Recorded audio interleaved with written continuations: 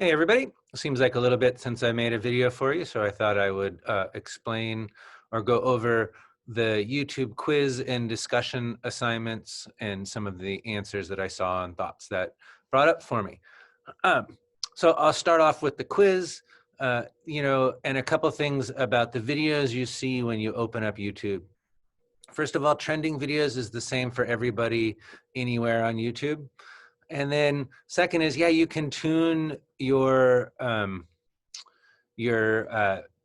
recommendations by the searches you look up, the things you look up. Like my son and my YouTube feeds are pretty different, just because what we look for, and that also leads to the idea that this recommendation software is using your history to decide what to show you for your future. And so if you clear your history occasionally or take out videos, specific videos in your history, that will change what the recommendation software has access to for recommending new videos. So it'll change your feed. You're also, when you like and dislike videos, that'll impact it because it puts value on what you do watch. So it knows whether you like something more or less. So it'll read that. And like your subscriptions and the types of subscriptions you have and what other viewers who also use those subscriptions watch. It'll start giving you that stuff. So those are all things that you can tailor and manipulate through the preferences of YouTube, so that you have control over what it's recommending for you. Now, the fact that it is recommending that for you, I would just like to point out that in this type of digital communication and broadcast, whether you think YouTube is broadcast or interpersonal, but both are forms of communication. All these things, tuning your recommendations and how the application provides you the videos to watch, those are digital versions of nonverbal communication, like we have when we interact face to face, like eyebrows and body language. The recommendations can be considered a nonverbal through the computer. So it's important that you know how to tailor that. It's also important to realize that the trending videos is the overall community on YouTube. So you get two views, your view as well as the general population's view. Okay. So the ways that you have to engage with YouTube are likes and dislikes, sharing. You'll see me looking over here at my notes, right? Sharing, comments, creating and watching the videos. Many of these, and particularly what YouTube decides to offer or not offer, as well as what individuals choose to engage with, are also nonverbals, right? Those are also forms of nonverbal. Whereas like actually commenting is maybe more verbal. Okay, on with that. Okay. So what's interesting about YouTube is, or one of the interesting things I think, is that it's a community defining shared meaning. So many of you discussed how you'll look at comments to get, look at comments even before watching the video to get, basically to assess the credibility of that video. That points to the ways in which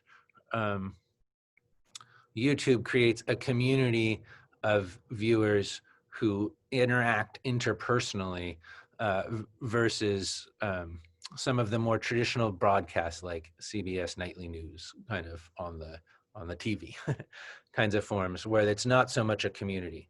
Those traditional broadcast types of media, they rely on sending out information, and then individuals in their own physical communities discussing that information and forming meaning in these little clusters. Now, YouTube does that in the same way, and that's called agenda setting theory. It's kind of fun. Google agenda setting theory.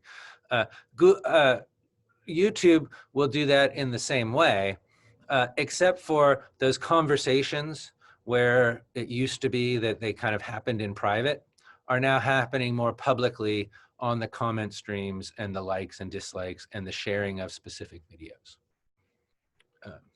Okay, and so this all messes with our transactional model of communication with that base unit, and it having to, you know, communication being complete when we've sent something out, gotten it back, and then kind of changed in response. That's where the shared meaning is formed, is in that change, the back and forth exchange of exchange of information with the change at each end creates communication and shared understanding.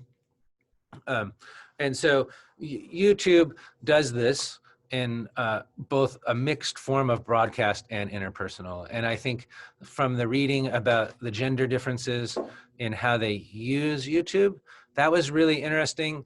I've not heard a lot about that, but it brings up the point that how you utilize YouTube, whether you interact with the comments, or whether you engage with like sharing it among your own friends, that's really what determines whether YouTube is interpersonal or broadcast. So it's very unique.